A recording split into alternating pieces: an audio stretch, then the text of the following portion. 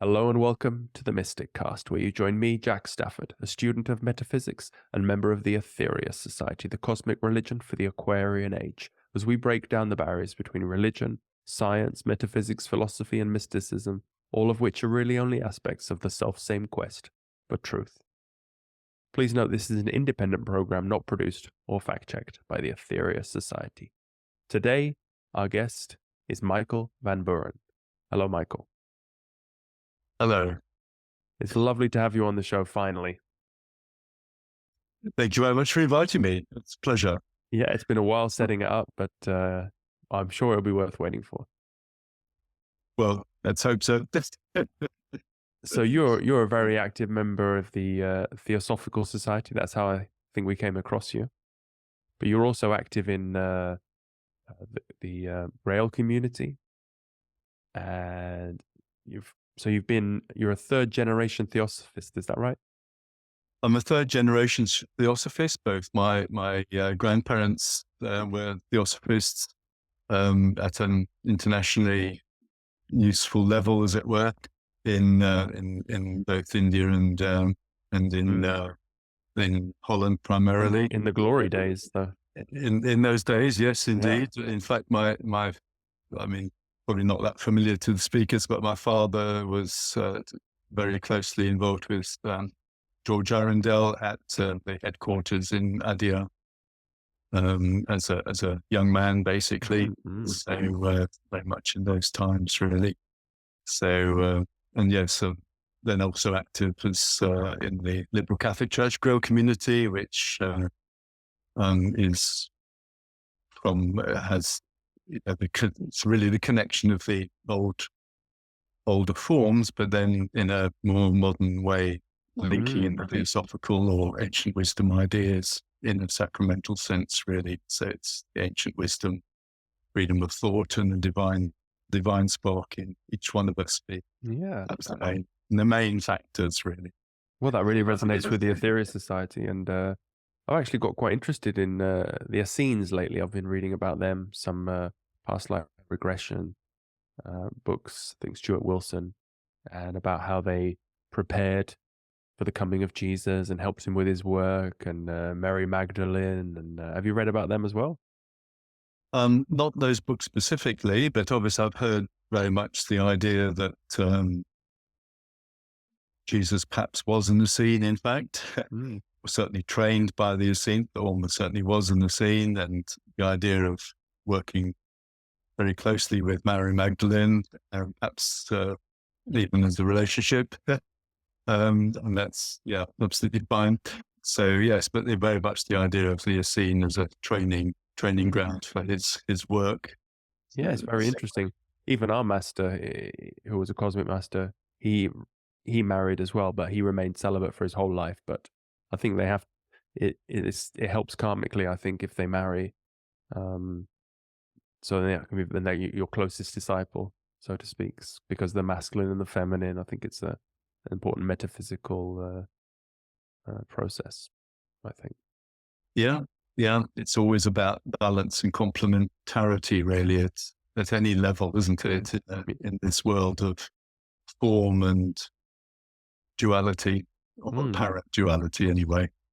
Yeah. Unity and duality. Yeah. Yeah. So this show is primarily for members and sympathizers of the Aetherius Society. It's not an official podcast, but so we love to speak to people like yourself to get a new perspective on the teachings. And you had a chance to go over the website, and what things struck you about the society?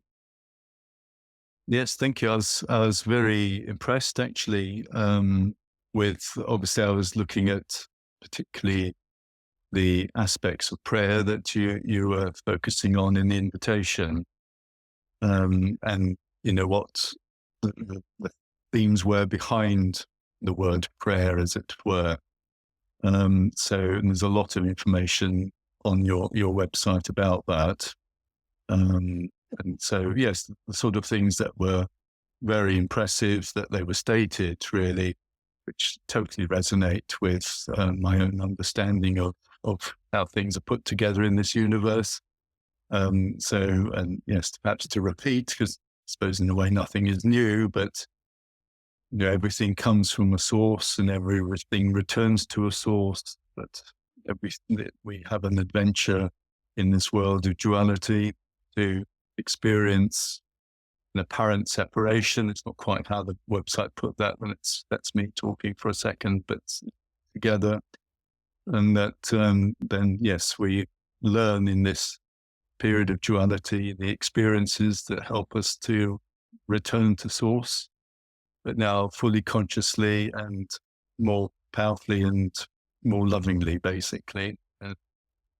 And that return is a knowing, a oneness, an experience, a mystical experience, the eternal now, perhaps using another language again.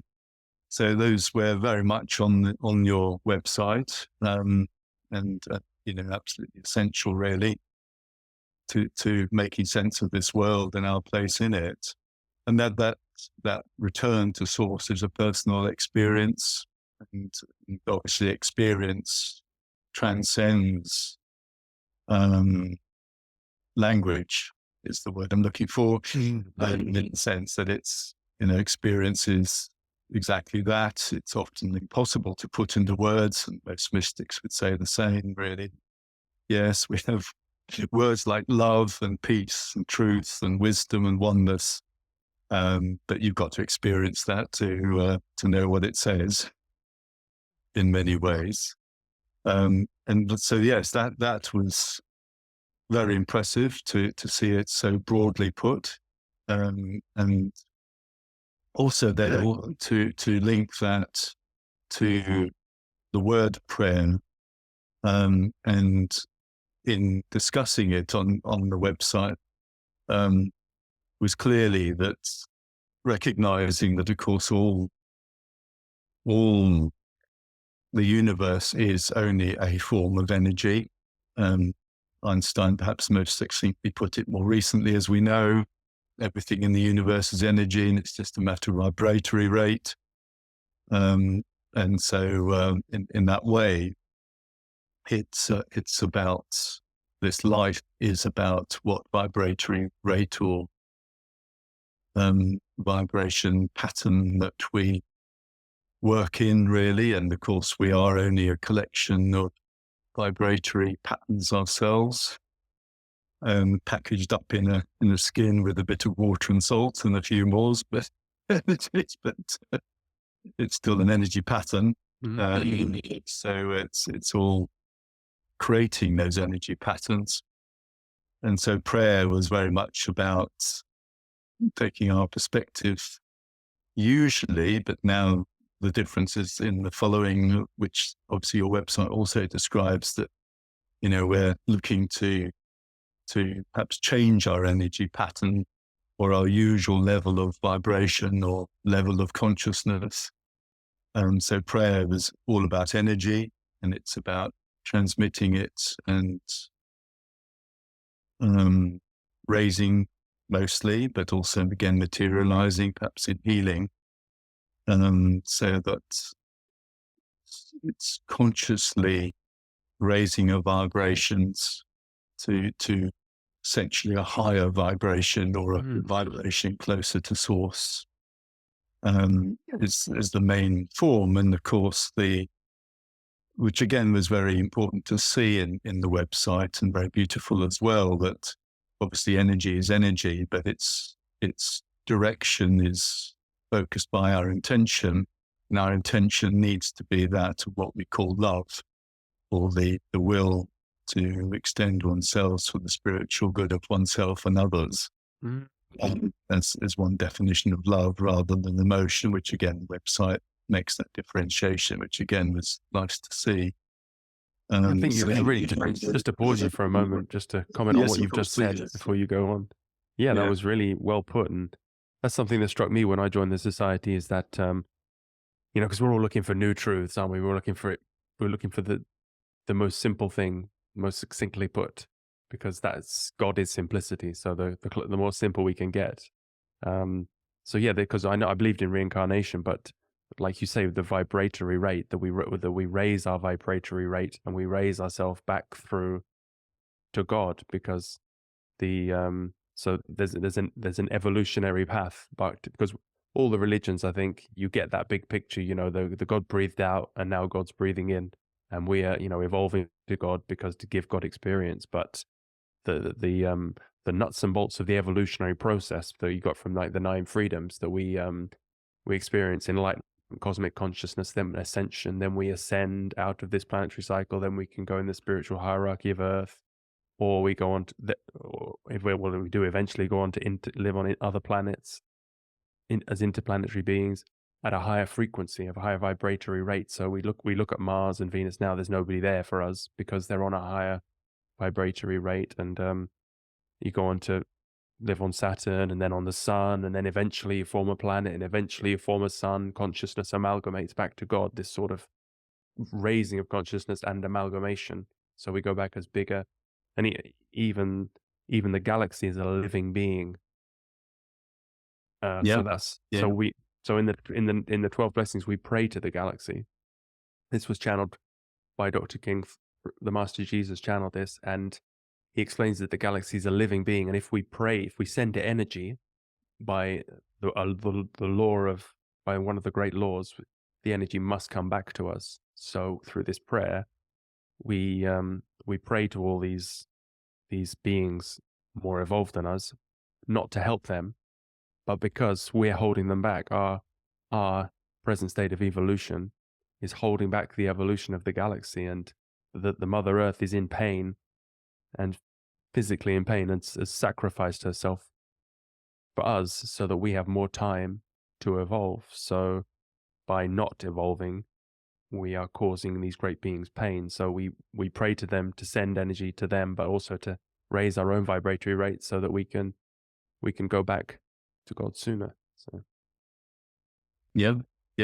It's an interesting way of putting it, and as you say, I think that's more and more coming out at the moment. It's the end of the Earth is a particularly tough school, and perhaps at the moment, particularly, it's in a crisis transition state of uplifting itself to higher vibrations and returning back to its place in the galaxy, which perhaps it's been a little bit isolated from while we're messing around, basically, in rather lower vibrations.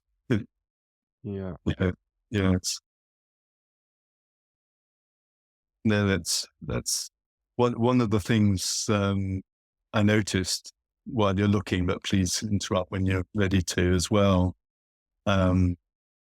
was that in the prayer form that you practice particularly is a very beautiful sense of, beam of light coming into you and anchoring to earth, which of course other traditions do as well, and then sending it out. Yeah. Position of the hands with love from mind and the heart. What I was interested in sort of slightly developing in a way was that you have the invitation to invoke the divine being, as the website says, start with ball of light. But I've certainly found more and more over the last few years that invocation is especially necessary.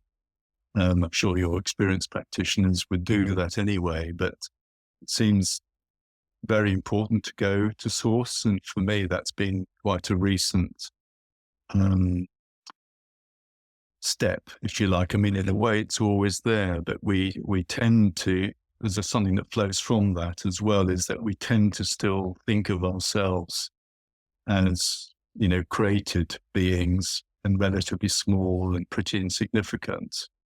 And yet our teachings, including those indicated on website, are that, of course, we are part of the divine self.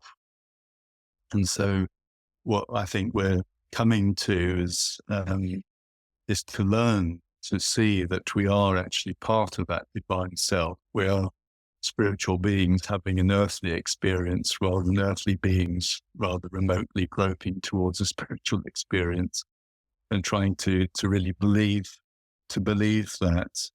And I think in terms of our practice is trying to shift our consciousness from I'm a small nobody on this planet to a spark of the divine being, really. And as Caroline Corey rather succinctly puts it, if you want to create heaven on earth, then the starting point has to be heaven, not earth. Amen. And I found that very helpful, actually, because in our practice, it's very much imagine yourself to be at source. And because intention, but thought follows intention, then you are there, source of this universe anyway.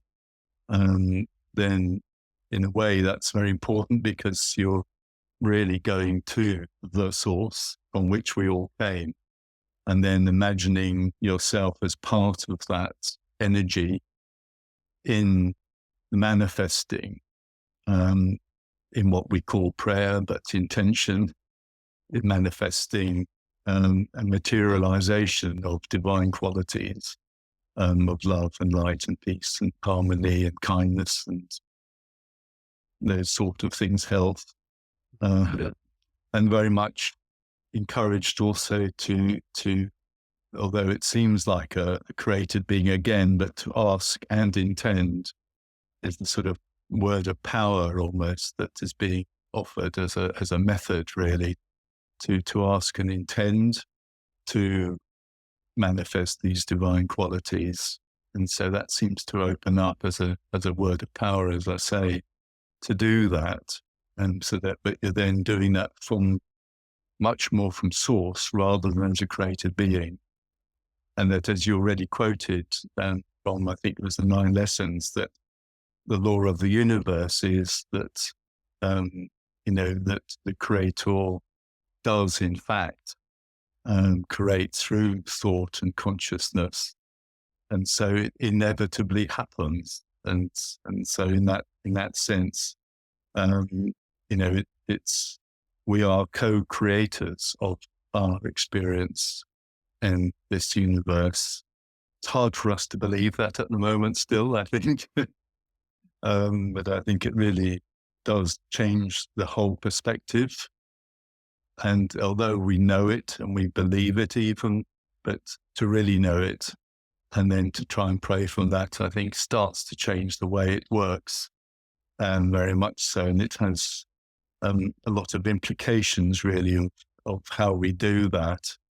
In her case, she also suggests that we hold our consciousness for a minimum 14 seconds on that intention, that asking and intention, to help the energies of the universe to launch and activate the universal laws of manifestation, really. And who is it you're quoting from? This is Caroline Corey, actually. Omnium Universe. It's one of the organizational forms she works through, which I found very interesting to do. And obviously everything is still down to what you do yourself. The other thing that comes out of that is also very strongly advising, and again, I've had some personal experience of it more lately, of not only being very clear what you're invoking in your prayer, and I'll come back to that actually slightly controversially in a second, if I may, because I found it useful and interesting to think about it, but very strongly also to clear your sacred space to ask and intend to clear your sacred space from all entities, energy clusters, thought forms that do not serve your highest good, and to banish them from your sacred space, and imagining yourself in a ball of light, which I'm sure, again, you'd be doing as well. But you're a lot more practical than many of the Theosophists I've had on so far. Many of the Theosophists have been more interested in the academic side, or the masters tell us to go from theory into practice is very important. So it seems like you're really well into the practice side of things. Yeah, I would share your criticism, unfortunately. I think, there are very fine people in all methods and organizations, and certainly those who practice it. But I agree. I think the whole point is to practice, to do it. And the theory is both a bridge and a doorway, but the doorway has to be opened and you have to walk through it. and you have to go from the lower mind, if you like, to the higher mind, to manifest those things in practice, really. The masters implore us to look up to the higher self and look up and, look to the skies, look up. And there's just one thing, before I forget, because I was reading about these Essenes, and, so much of Jesus' teaching has been forgotten. And one of the things they were saying that he was very much, he explained that, go within, the kingdom of heaven is within. And he really meant it. And they say, the masters say in our teachings, you can go outwards, go upwards, but never forget to go inwards. And there's loads of quotes about this. They really go on about it. Like, it's really important that we look up to our higher selves, because that's not something like, even you're also a psychologist, yeah? Psychiatrist, technically. Yeah. Sorry. That's all right. It's just there's a fine line for the amateur like me, but we're told in the East and the Western hemispheres of the brain and but that north-south thing is really forgotten about. Know that you have a superconscious, a supraconscious, that you are, we have a higher self, and that's really important. And the thing I just wanted to say was that Jesus said was going on about how people wanted to be they wanted to be a child for a little while longer. No, they wanted to believe in the Father. They wanted to be the helpless children for a little while longer. So this is 2,000 years ago, and it's only got worse. So, that's all been taken out because, the powers that be, it's much more convenient if if they help us to be the powerless children. But, they say that miracles are not done by, God for man, but by man for God. And we are the creators, not even the co-creators. We are divine. We are the gods. So that's really hammered home in the teachings of the Aetherius Society. And so that what you're saying really resonates. No, beautiful. Yeah.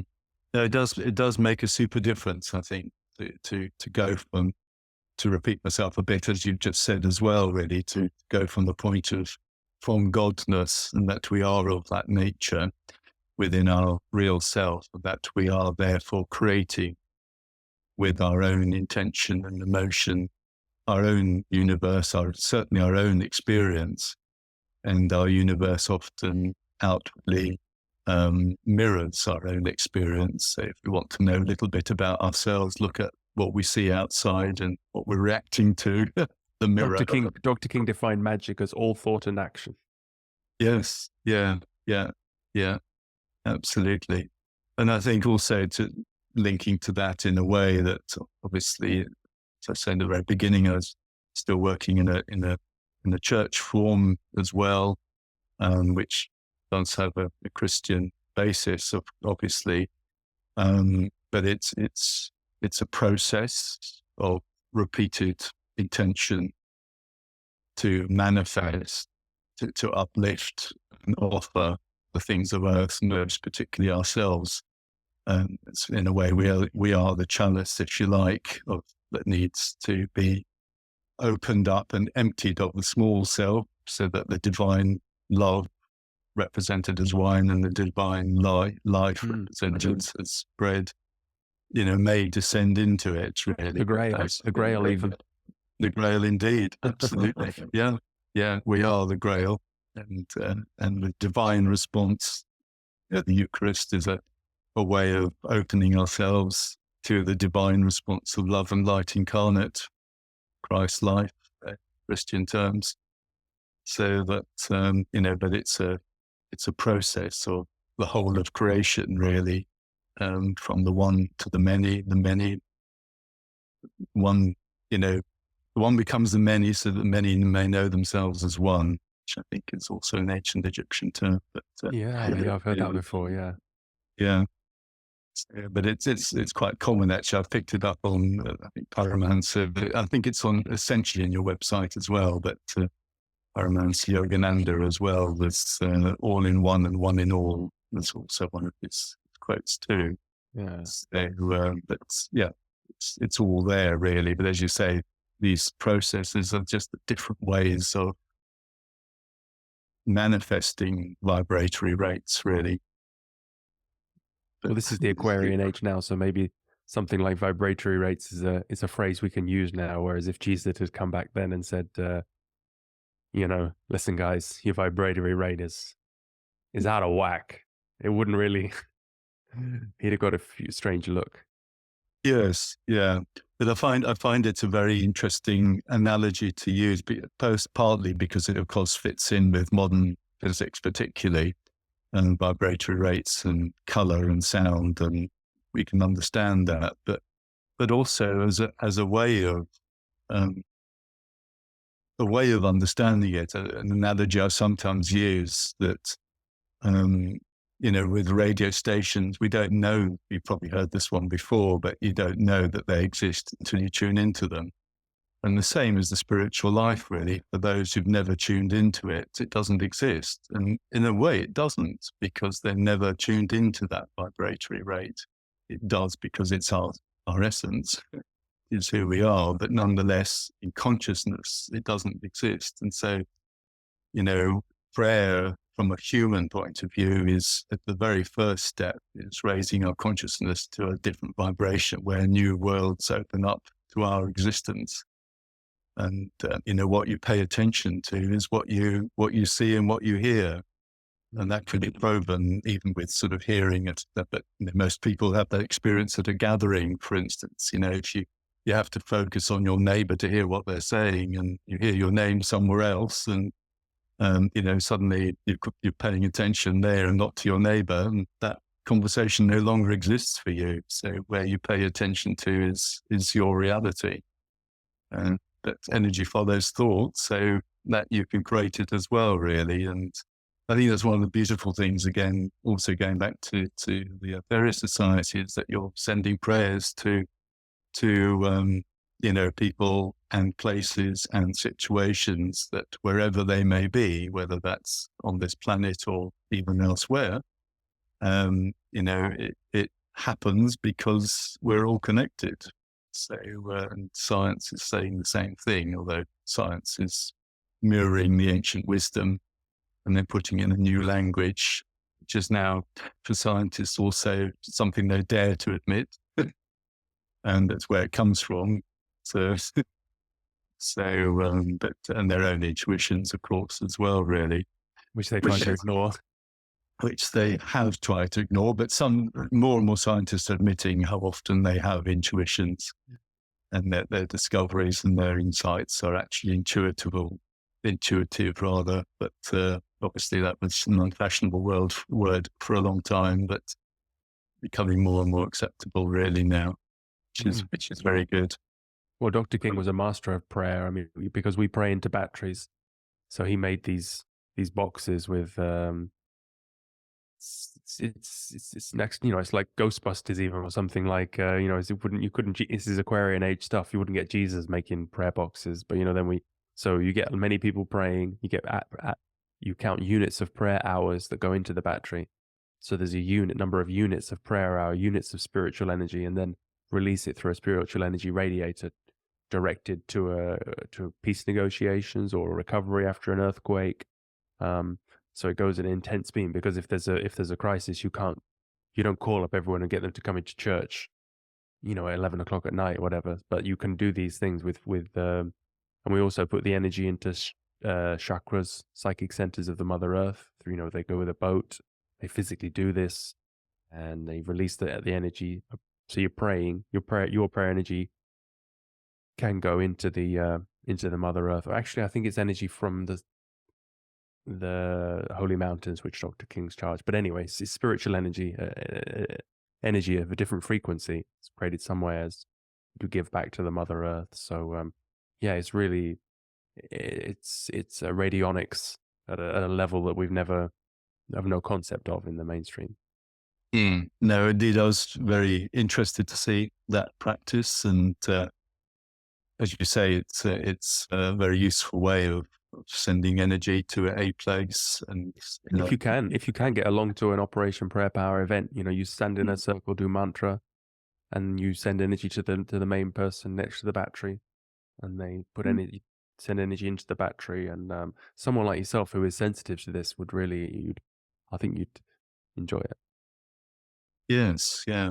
No, and as you say, that process is mirrored by, the Maharishi investigations and McTaggart, that praying for an area was shown to reduce the crime rate, for instance, in the city for that, certainly that night, but actually that maintains that, statistically maintains benefit for many weeks afterwards, actually. Yeah. So there are others doing the same work in a different way. So Yeah. let's focus, but even a small group, really. So it's very, very good to see. Yeah, well, that's we need to unite the light. That's part of the reason we do this show, is because we're all, because the forces of darkness are very good. They're very organized. I mean, credit where credit's due. They do. They run a tight ship. So so the forces of light can be very scattered and intermittent, and it's people can. There was a good quote I heard that people don't want. They have a lot of, many people are against organized religion, but then what do you want? Disorganized religion? Yes, indeed. And we're taught to pray with our hands together as well, which is is not black magic, but is taught is a mudra for keeping energy in the body. So you pray by, you're supposed to send out energy, so pray like that. Yes, I thought it was probably, yes, energy, but also connecting. But like you said, sending it out is the prime intention, really. And of course, a priest or a bishop sends out a blessing, usually like that. Yeah, exactly. Yeah, when he wants to. Yeah. And then you're trying to send out, being a representative of the Trinity, as it were, to the Christ. To those to whom you're sending it, really. So, very important way to do that, in fact, and to operate as creators and batteries and setting down 0 points, as it were, or torus energies as well. That's another language for the same process, really. Yes. So, which is good. I was going to mention something slightly controversial, but I'm going to anyway.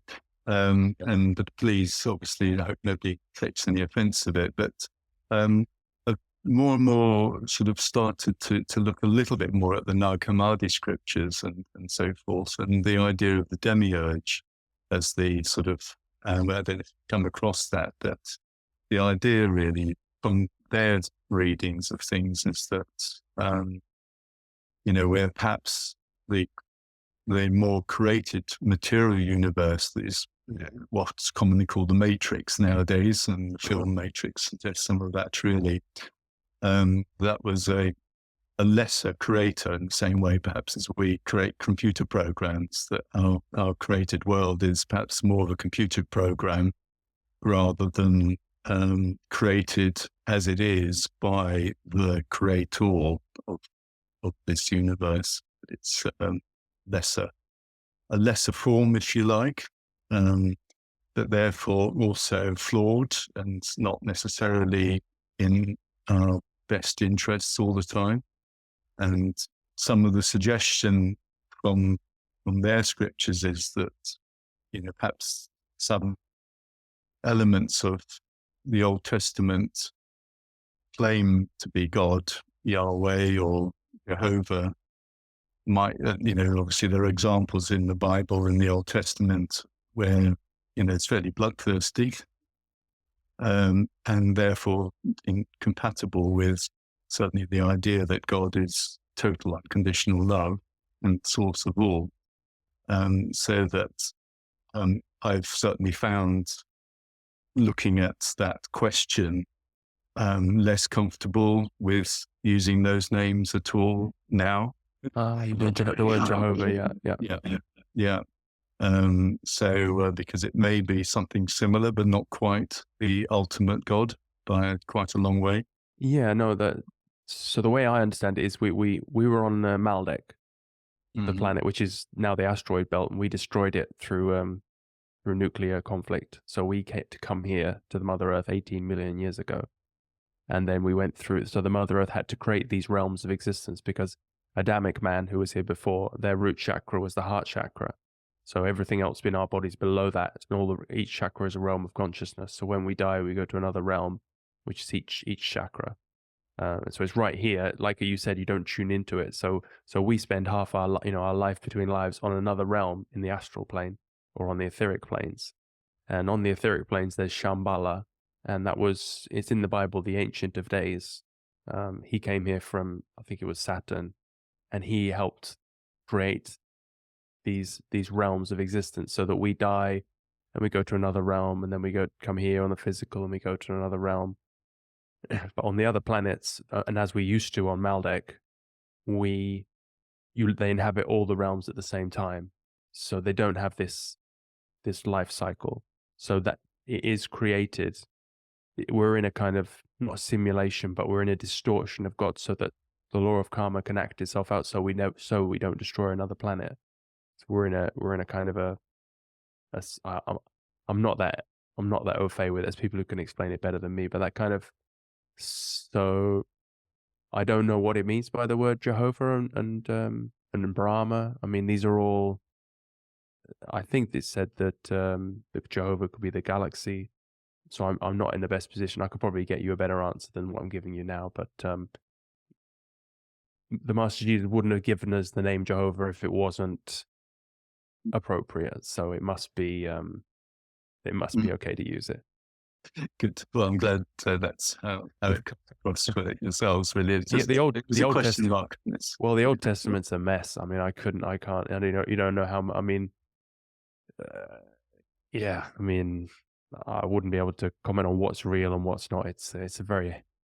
I haven't really studied it, so yeah. I think the bloodthirstiness comes from us, from the lower astral realms, as it still does today. So.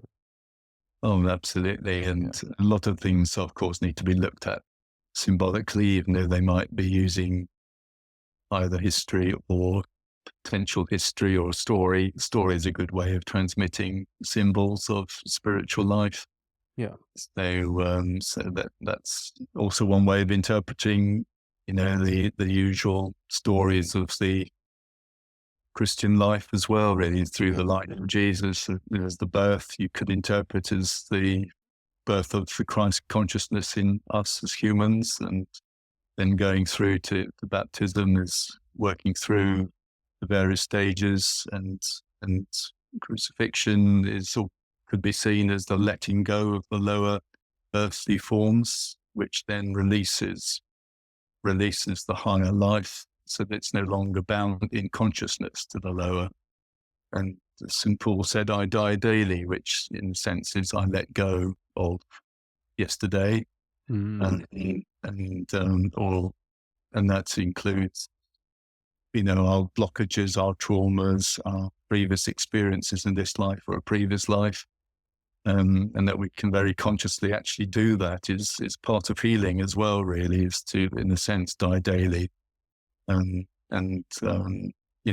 clear our blockages, our traumas, so that we're a clear channel, unimpeded by our own disturbance, if you like, to be healed or in balance again between the higher and the lower, as well as duality, but the higher and the lower as well. So it's a clear flow of divine energy, really.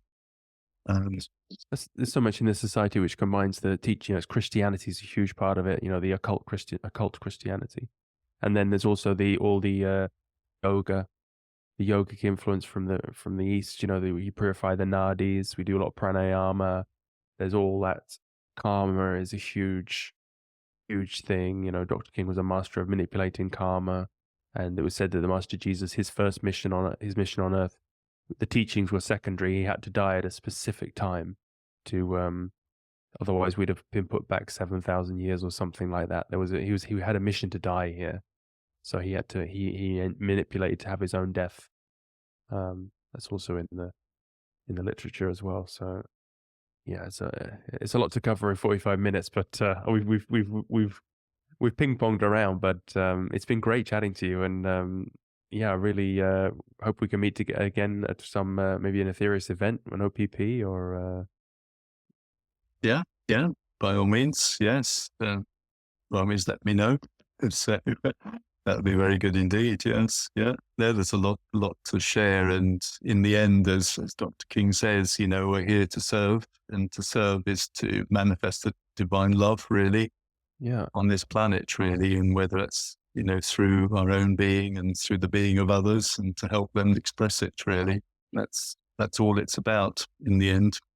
Yeah. Karma yoga is the yoga of the age. Yeah. Yeah. Yeah. Indeed.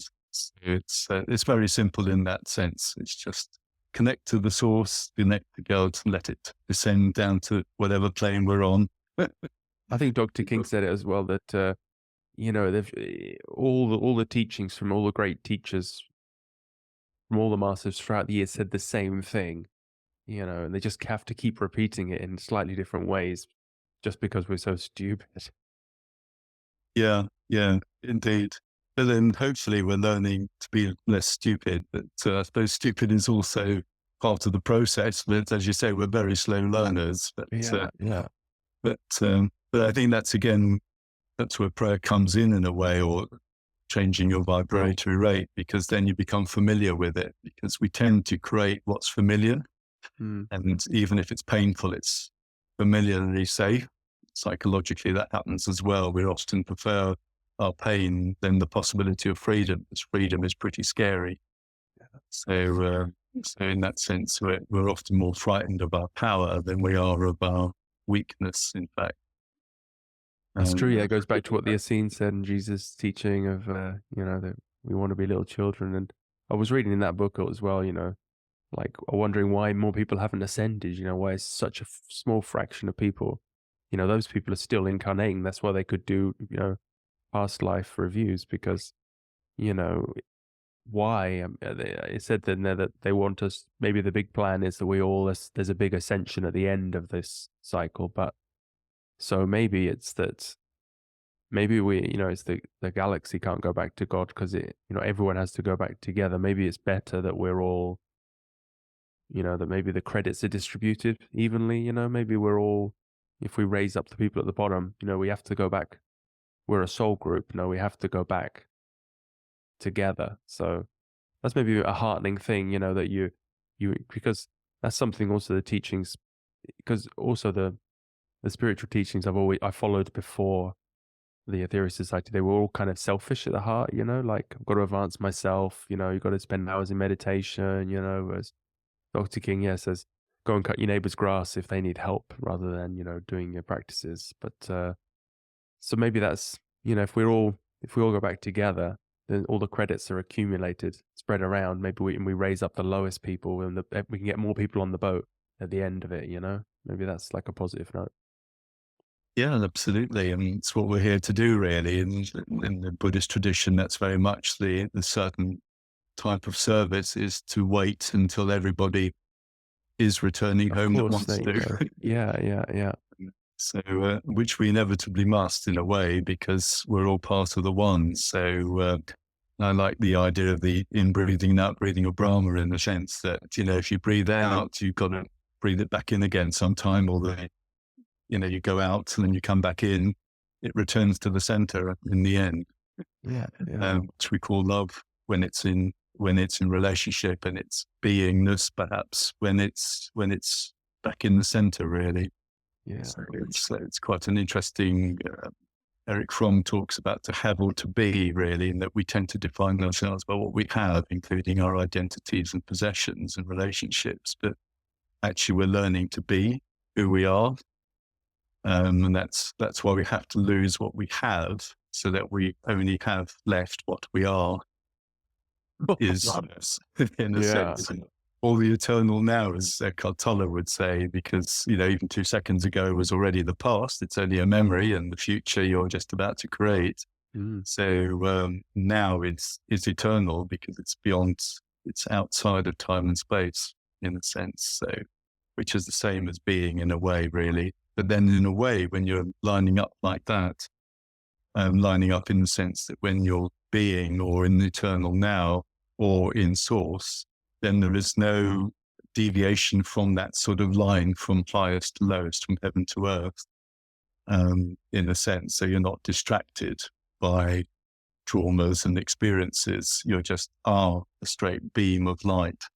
Well, that's what they live on the other. That's what I said. They live on the other planets in that way. Yeah. Time is Did Madame Blavatsky say this as well? It's like it's one of the the ring past not was put in. It's one of the time is one of our limitations. This linear time frame. So once we ascend, we don't have that same. I'm not sure how it works because I haven't been there, but something exactly really ties in with what you're saying.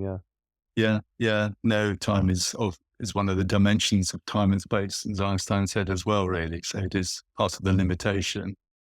Sort of rather simplistically think, in the way that the lower mind is where we have sort of duality, negativity, time, space, limitation, and that all religions are pointing to a vibratory rate above that, where we then transcend all of those in many ways, certainly as we go higher. And as Christ said, I and my Father are one. So we returned back, as it were. So if you know him, you know the Father. So which is perhaps a way of saying in the consciousness of Christness, which is love incarnate, then you will also know the source.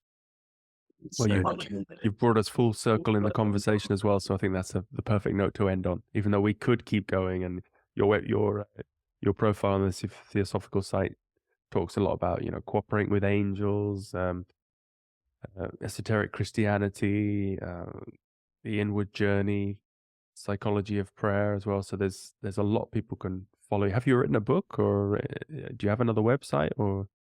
Our church website currently needs totally revamping, so it doesn't exist at the moment. I don't have a personal website. I haven't written a book. We do have a magazine, Grille, which we publish twice a year. But yes, the website hopefully will be up and running again this year. All right. Well, I'll put a link in the show notes to your Theosophical page, and if there's your email and your phone number, if people are in North Devon or they want to get together on for the Grail groups. You pray once a week. And people yes, we're in North Devon every week for the Eucharist, but we also travel to other centres in Essex and Dorset as well. And we actually have groups, although at a different level in Kenya, the school that we run out there as well. So wonderful. All right. Well, this has been a real pleasure. And if people want to learn more about the Aetherius Society, they can go to aetherius.org. Thank you, Michael. That's a great pleasure. Thank you very much. All the best to you. Bye-bye. Bye-bye.